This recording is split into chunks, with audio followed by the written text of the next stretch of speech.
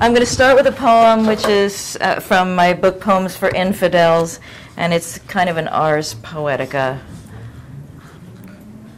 called Insidious Charisma. Poetry. Out of a silence that is both measured and amazing, a terrible cry.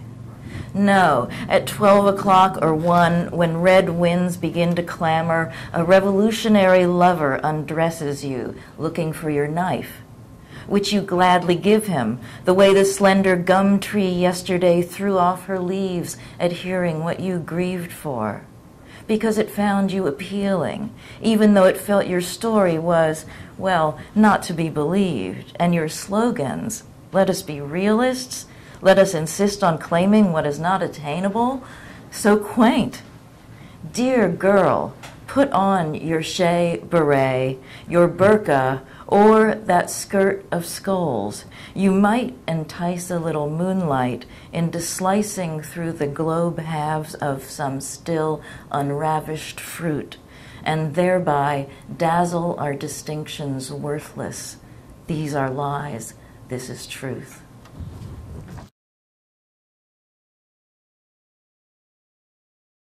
Desdemona.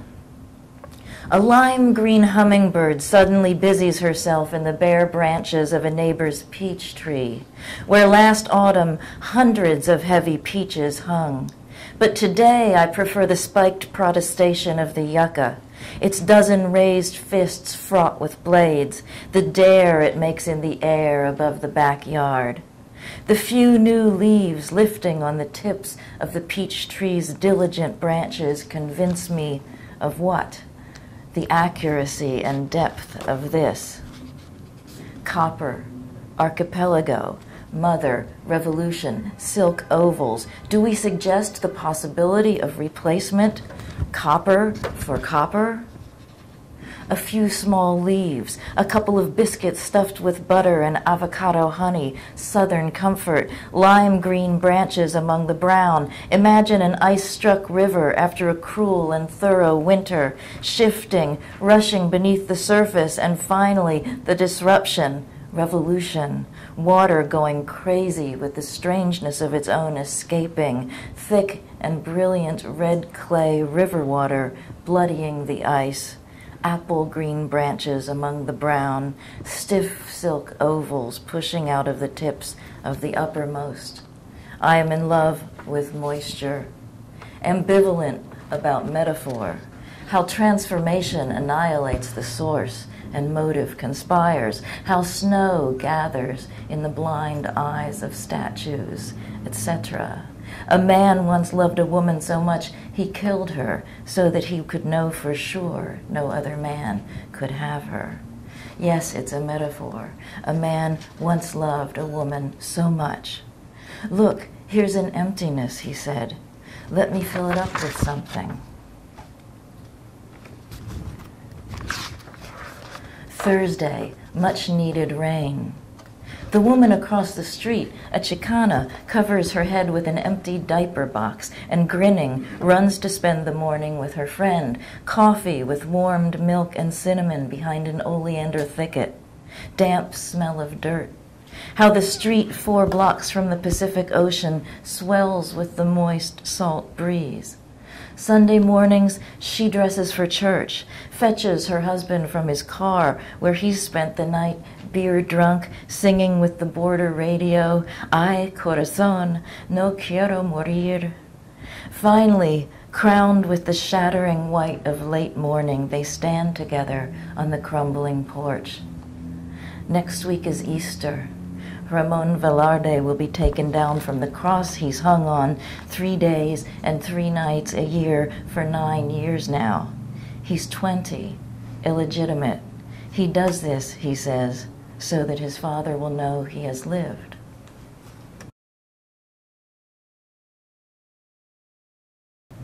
The ice-white face of the Buddha, rises radiantly over the rice paddies of Sikkim, over black cardamom leaves, huge ferns, and teak forests. I could see it briefly every dawn before it was hidden in clouds or by rainfall. This god is not by any means, I used to think, Prometheus, dragged to his altars soiled and garlandless, nor pinnacled dim in any kind of intense insane.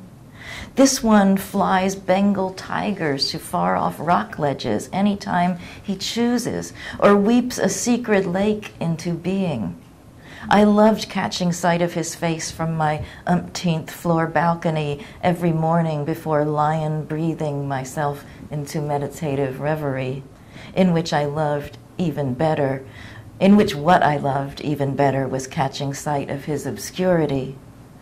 I used to say every lover loves in absence, knowing that presence in no way diminishes the pleasures of lover's nostalgia.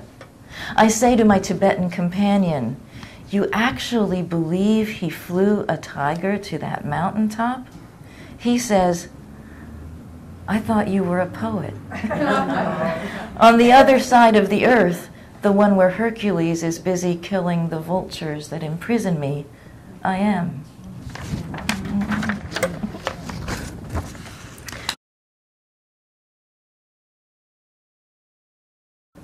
It was so calm.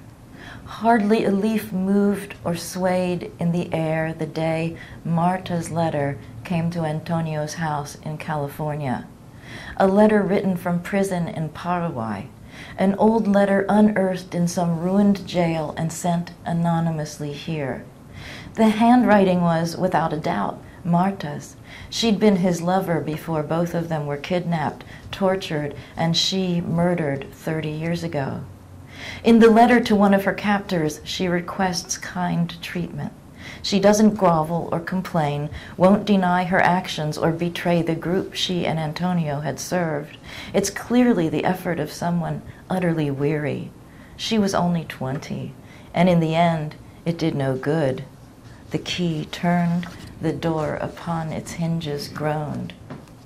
Antonio almost weeps, telling us it has come in the mail. Alicia, Antonio's wife, is herself a desaparecido.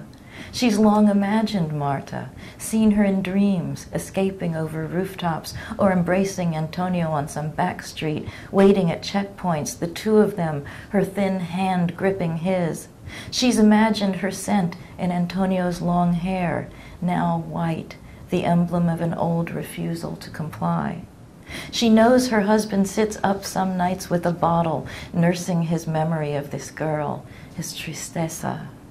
Yet Alicia is moved by the letter, discovered, buried in a prison, and now lying between them, bristling a scorpion's nest of memory, perhaps even more deeply than he is. To my mind, nothing could be more threatening to a marriage or more delicate to maneuver around than a remembrancer like this, dropped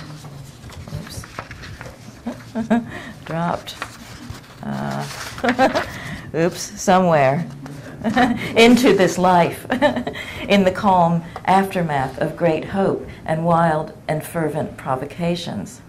But there's something swift and deep between them which accommodates intrusion, which moves the two of them after a while into their kitchen, where each with the other they find again their familiarity of meat and wine.